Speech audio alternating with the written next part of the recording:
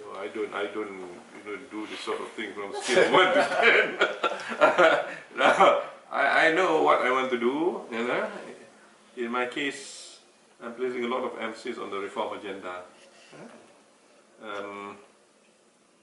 I've taken up this job to be part of the reform agenda. You know.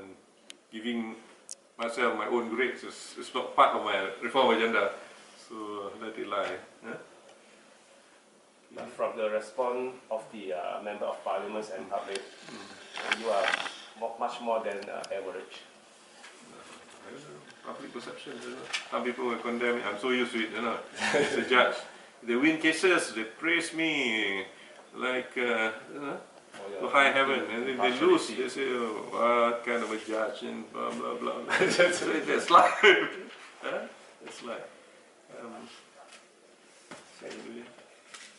Any questions? So can you recall? This process involves conventions, you know, practices. But of course, you go by the constitution. The person must, of course, consent. You know how the appointment takes place, or rather the election by parliament takes place. Yes, yes.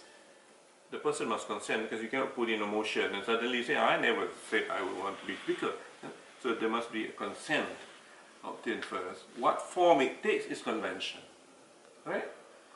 Maybe sometimes it's in writing, sometimes it's not even in writing, but what is important is consent to be given by that person. And that's how it works out. So I gave my consent well within the constitutional period, you know, before. And then there was election in parliament.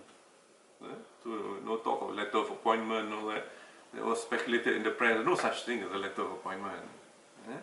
It's all voted on the floor of the House. In my case, because there was only one motion, so there was election.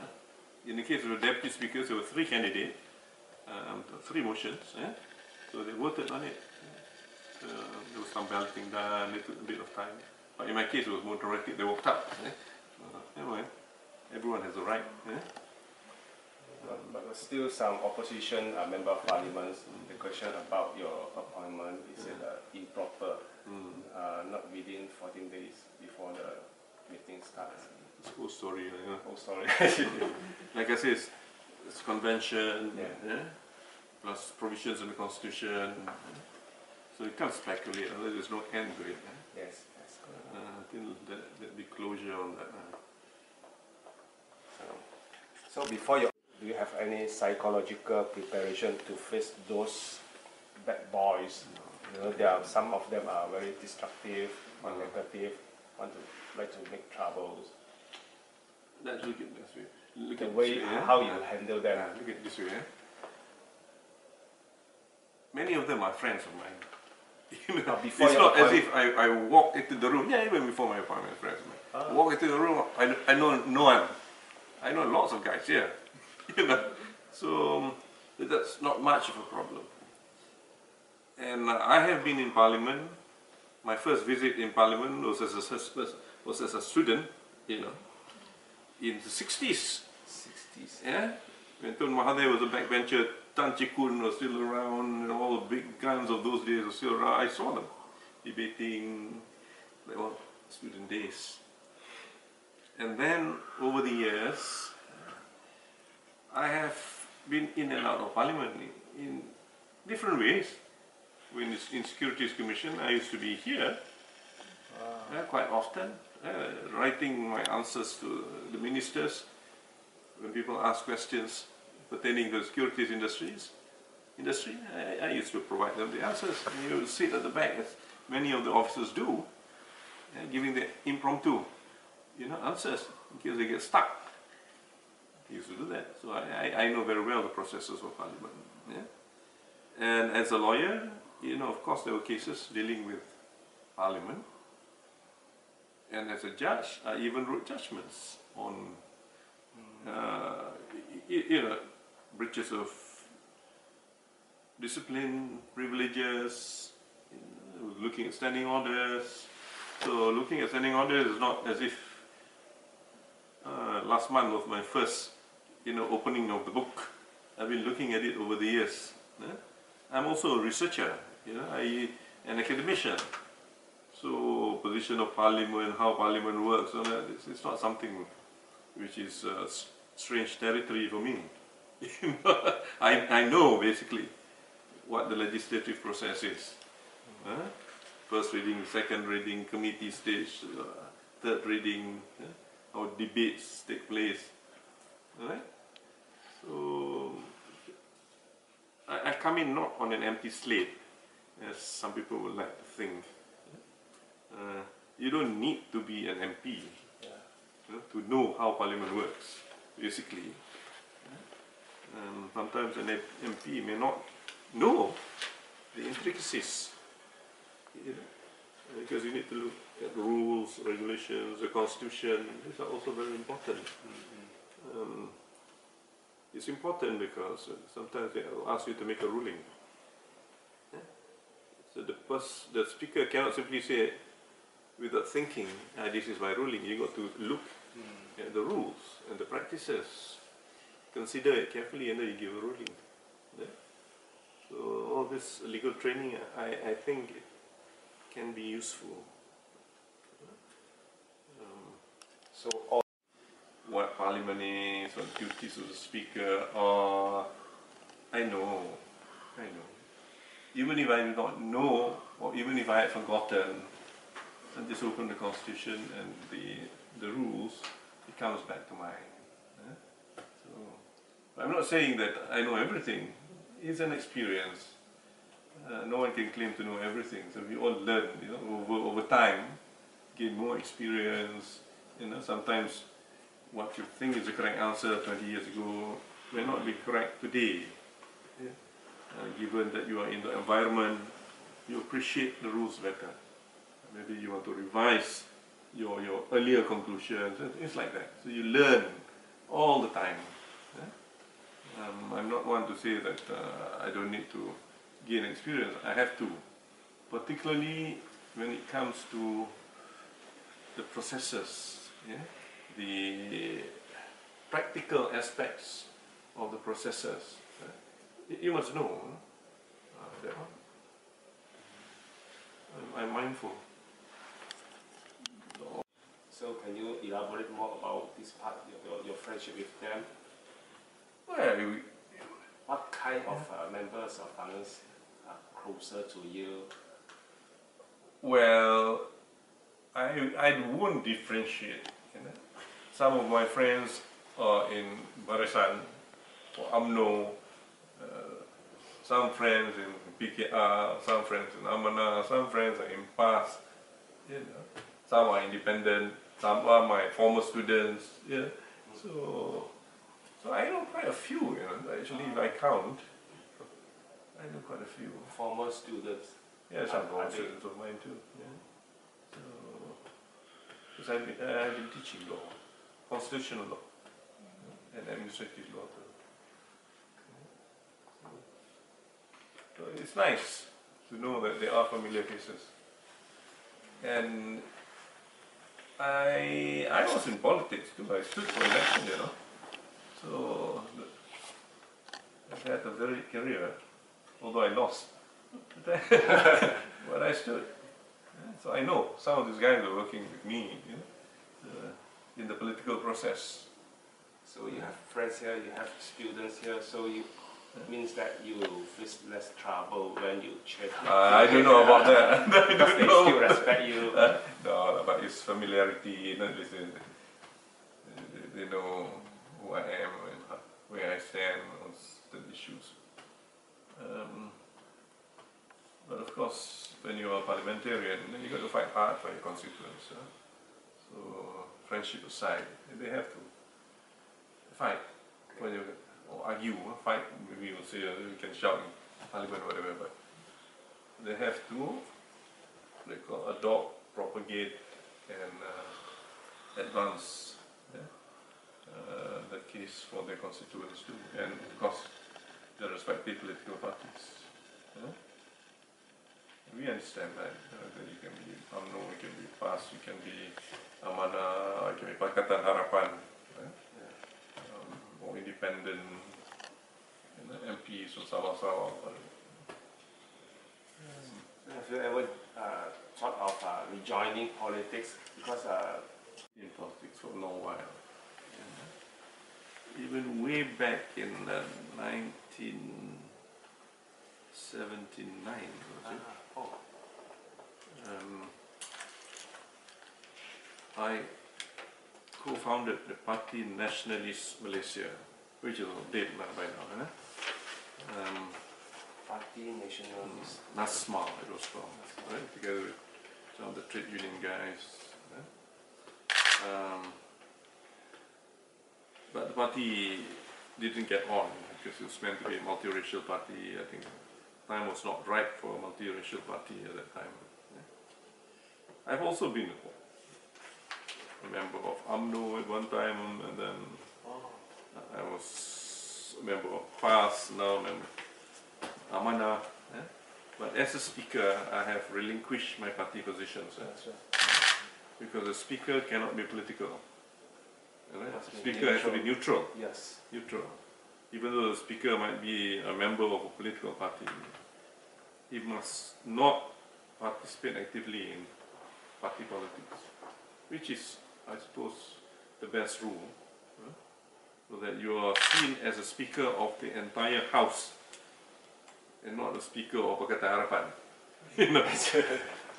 It shouldn't be. That is why a speaker has to be very careful when it comes to moderating the debates on the floor of the house.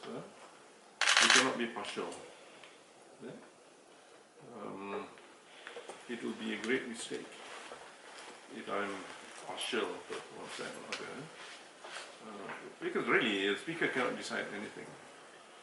You must make sure that the debate is even.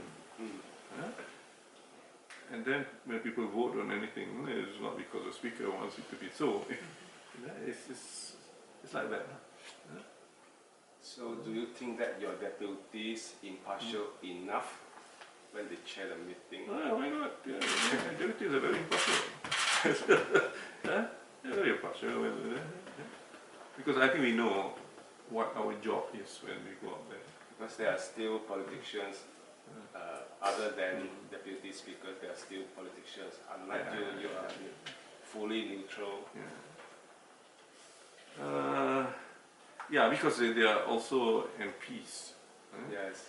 So that's why when people talk about reform, there are merits and demerits, right? Pros and cons. But I find being not a member of parliament helps me a little bit because I don't need to worry about the party, whether it conflicts with party positions, whatever. I'm neutral. I've relinquished all my positions. So I don't need to worry. I think this is because of your background. People praise for your impartiality when you was a judge. Probably. That's why I say it helps. It helps to have a legal background and sometimes a judicial background. We are trained to forget our prejudices to the extent possible. So we try very hard to be fair to everyone who comes before a judge. Well, now, of course, in this context, the speaker. Yes, any more questions? Yes, I remember last time Tun Hamid, he asked the judges to live like a hermit, so to avoid social life. But now you are living under limelight. So how do you adapt your mind, your heart? Totally different. This concept of living like a hermit, it's nonsense. You can quote me on that. A judge cannot live like a hermit. No friends, no social life. Yeah. You must maintain a balance in life. What is important is you cannot put yourself in the position where you can be corrupted. Right? You must realize that. But because someone is made a judge, doesn't mean to say that he must forget his friends or his relatives or whatever and become a hermit. It doesn't work out that way. Just want them to show their impartiality. Yeah, it's okay. I see no problem with a judge going to a mama store. In fact, it will be a humbling experience. I think a lot of people will respect seeing a judge in a mama store. You cannot go to pasar malam just because you're a judge. Does it lower your reputation or your intellect? It has no such thing. I do not know. Maybe they train in other, countries or whatever. But I was trained in UK, and I saw how the judges behave, UK judges, until today. They're not the uppity sort of characters. They can cycle to work. They can take a bus, to work. Take a train. Many of them take a train to work. And as a student, I would see for the lot. So now Pakatan Harapan is facing a problem in Parliament when they want to pass a motion or draft. So they have majority in Dewan Rakyat, but when reach Dewan Negara, they don't have majority. Do you think that this will put our country into a mess? No. If the opposition do not cooperate? Here again, we look at the Constitution. Our Constitution has included certain provisions, these are special provisions, to ensure that the people's representatives should have the final say. Right? If you want, you just refer to Article 68. Right? This dates back a long time. Dates back to the Parliament Act of 1911 of the UK. We borrowed that concept and the rules from the Parliament Act of 1911. So it's all laid down quite clearly in our Constitution. So I don't foresee major problems here. Going by the Constitution. Yeah, mature enough. Oh yeah, I think I'm okay. The fact that we have had a peaceful transition, right? And the debates in the Dewan Rakyat has, to my mind, been very good. Yeah, take away those little points. Yeah, but generally it's been very good. This peaceful transition. You see, at the end of the day, on the last day, people were very reasonable. The motion was passed unanimously. You know that, the one MDB motion? Yeah. That is very good. It shows maturity in politics. So, sir, two more last questions. So, what are your parliamentary reform in short? But don't tie me to the answers. This is kind of journalistic question, journalistic answer. Short term,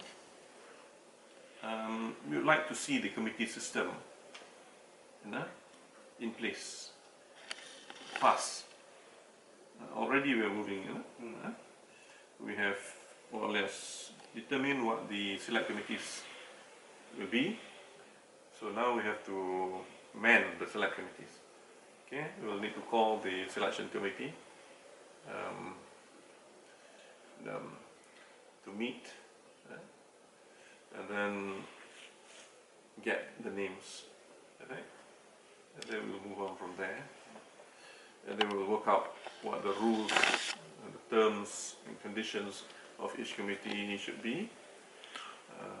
The relevant standard operating procedure, we will talk of SOP, whatever. That we're going to do. That's why right at this moment there's a great deal of research going on to pick and choose from various committee systems all over the globe. We're looking at everything.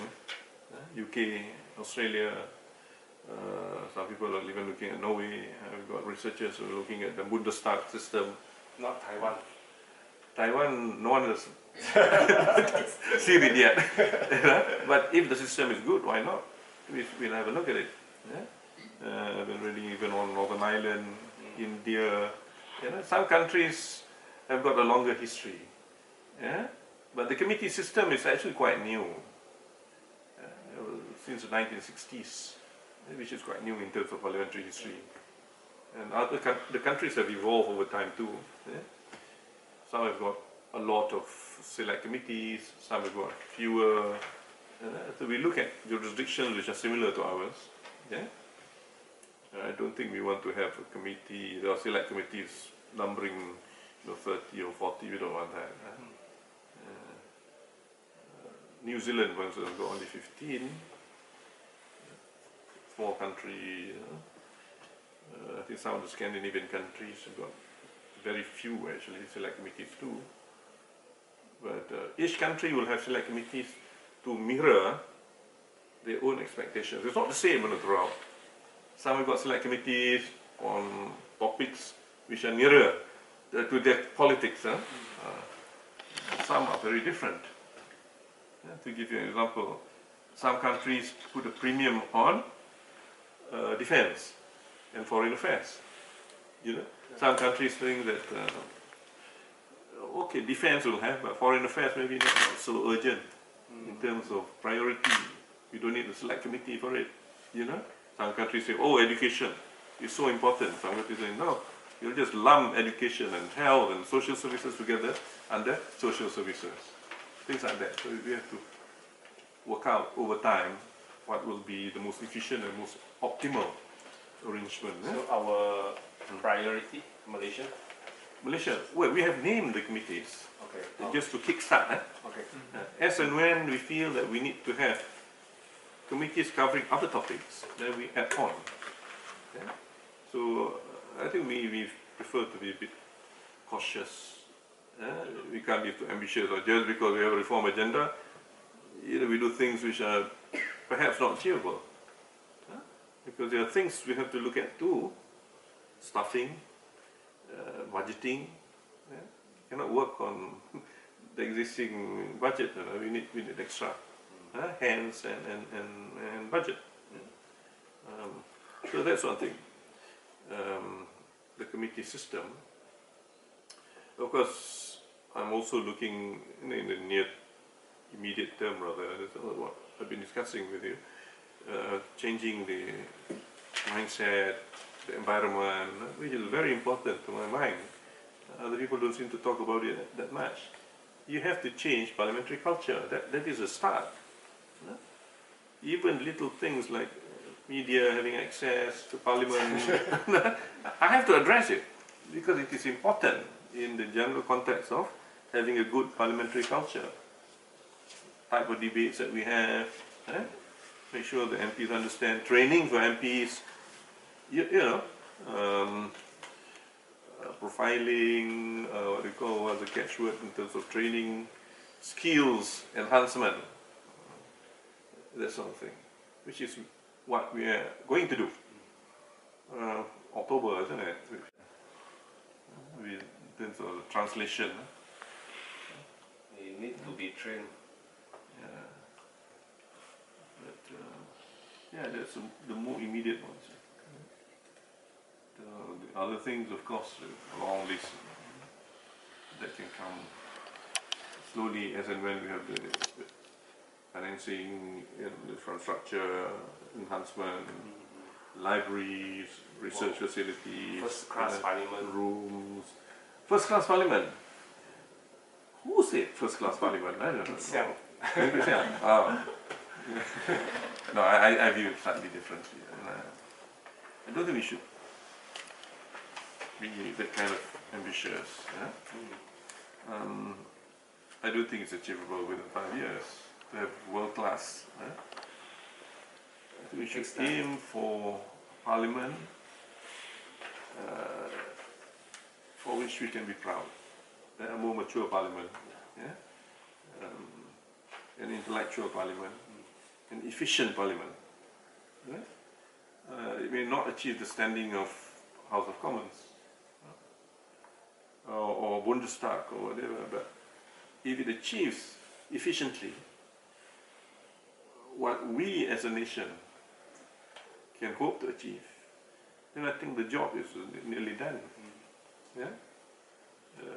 If it can be a beacon for the Asian area, at least, yeah? Should be okay. Should be all right. Yeah? People are looking at us. That's why I think we have to get the reforms in place. Yeah? It's on the track now. They say it's a strategic nation. No, actually, I say we are strategic. What I meant was geographically. Yeah? We are strategic.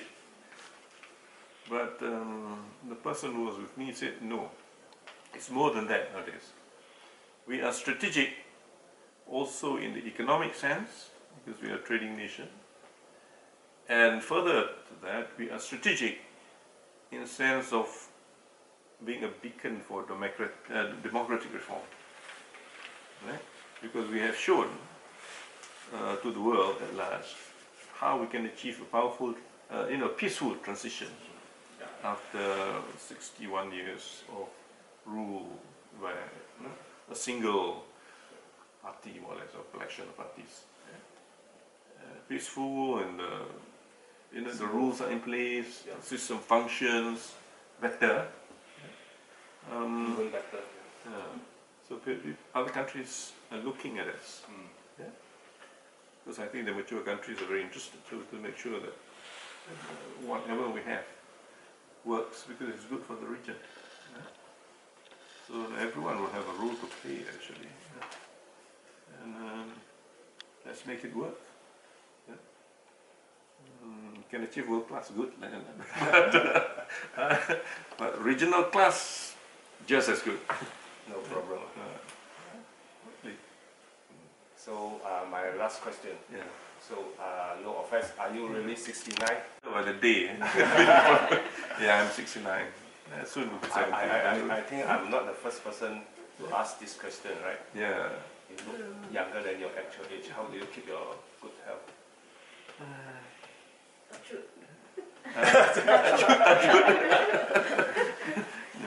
Health, you only know from the outside. Especially you are so busy nowadays. I suppose it's the training. I'm very grateful I took up the law. Being a lawyer is tough. So you have to train yourself to be tough and know when to get overworked, when not to get overworked, and when not to get stressful. That also bear in mind that when the going gets tough, the tough gets going. There's always a useful mantra. Although you may perhaps not achieve it, but as a mantra, you've got to toughen yourself, face the stresses. So you see, lawyers normally sometimes they don't sleep for a few days, especially if you deal with international clients. You get used to it. So how about you? How long do you sleep daily? As I get older, I need not less sleep but more sleep. But it's all issues sometimes of time management,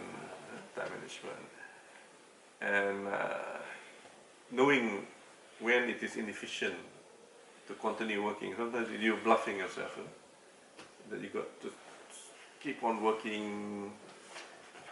You have to rest too.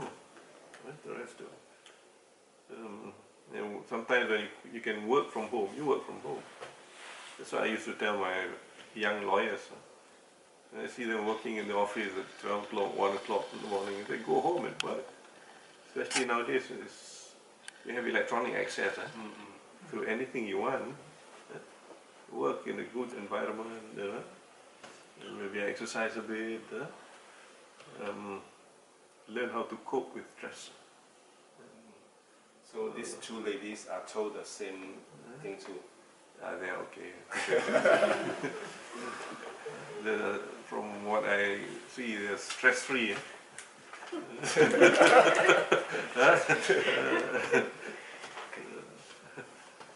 So that's thank Thanks for. Okay, my pleasure. So would you mind to take a good photo?